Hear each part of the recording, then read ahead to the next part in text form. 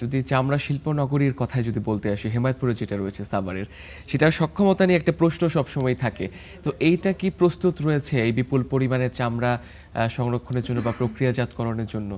না, আমি যেটা বলেছি এটা হলো আমাদের ট্যানারির কথা বলেছি। আর আপনি যেটা এখন আমাকে বলতেছেন সেটা হলো আমাদের সেন্ট্রাল ইফ্লুয়েন্ট ট্রিটমেন্ট প্ল্যান্ট, যেটা সিটিপি, এটার যে ধারণ ক্ষমতা 25,000 কিউবিক মিটার বা কিউবিক লিটার, সেটা কিন্তু এখনও আমাদের মানে পুরোপুরি সক্ষম হয়নি এবং সেটা সাব স্ট্যান্ডার্ডে রয়ে গেছে এবং সেটা নিয়েই কিন্তু আমাদের 2017 সাল থেকে এখন পর্যন্ত চলতে হচ্ছে। আমরা যেটা বারবার সরকারের কাছে নিবেদন করছি যে এই যে মানে ফল্টি একটা মানে সিটিপি আমাদেরকে দেওয়া হলো এবং আমাদেরকে আদালতের মাধ্যমে এখানে নিয়ে আসা হলো, সেটার সুফল কিন্তু আমরা আজও পাইনি। আমরা হাজারীবাগে যেরকম বুড়িগঙ্গা দূষণের দায় আমাদেরকে করা হয়েছে, এখন আমাদেরকে দলেশ্বরীর দায় নিতে হচ্ছে, কিন্তু এটা তো আমরা চাইনি। আমরা চেয়েছি যে একটা স্ট্যান্ডার্ড শিল্পনগরী যেটা কমপ্লায়েন্স হবে।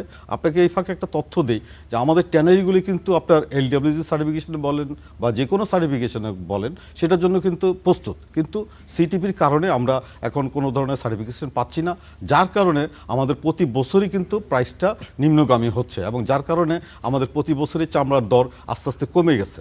আপনার 10 বছর আগে যে চামড়া 1500 টাকায় আমরা পারচেস করার জন্য এলাকায় সিন্ডিকেট তৈরি হতো, এলাকায় মারামারি হতো, সেই চামড়া এখন ধরেন 500-600 টাকাও আমরা কিনতে পাচ্ছি না।